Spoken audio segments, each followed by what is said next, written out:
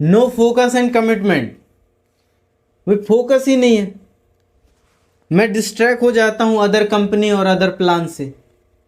मैं सोचता हूँ कि सर मार्केट में बहुत बड़ी बड़ी कंपनियां आ गई हैं और अपनी कंपनी को तो धज्जियां उड़ाने आ गई हैं, उनके प्रोडक्ट इतने सस्ते हैं, उनके प्रोडक्ट ऐसे हैं वैसे हैं, और मैं जाके अप्लायंस से शिकायत करता हूँ कि सर अपना काम तो चलने वाला है नहीं। तो ये आप सोच के मत आइए इस तरीके की चीज़ें। कंपनियां आएंगी, मैं आपको एक चीज़ बताता हूँ, बाप बाप रहता है और बेटा बेटा होता है।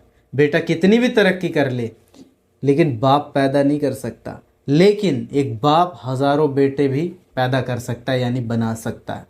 तो आपको इस चीज़ को ध्यान रखना पड़ेगा। आप अपनी कंपनी में भरोसा करिए ना यार, ट्रस्ट करिए, समझिए कि कहीं ना कहीं वो हमारी एक ऐसी कंपनी है जिसमें कहीं ना कहीं हमें सक्सेस मिलेगी, और हमारे जो डायरेक्टर हैं, जो हमारे लोग हैं, कहीं ना कुछ तो सोचते ही होंगे ना, आगे बढ़ते ही हों।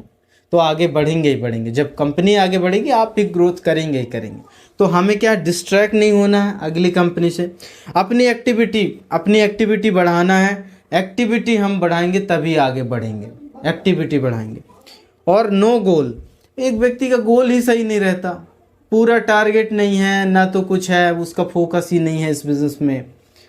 तो यदि आपका फोकस टारगेट लेकर काम करने का नहीं है और आपकी एक्टिविटी सही नहीं है, एक्टिविटी नहीं सही है और हम ब्लेम कर रहे हैं कि ये कंपनी आ गई वो कंपनी आ गई, तो ऐसा बिल्कुल चलने वाला नहीं है।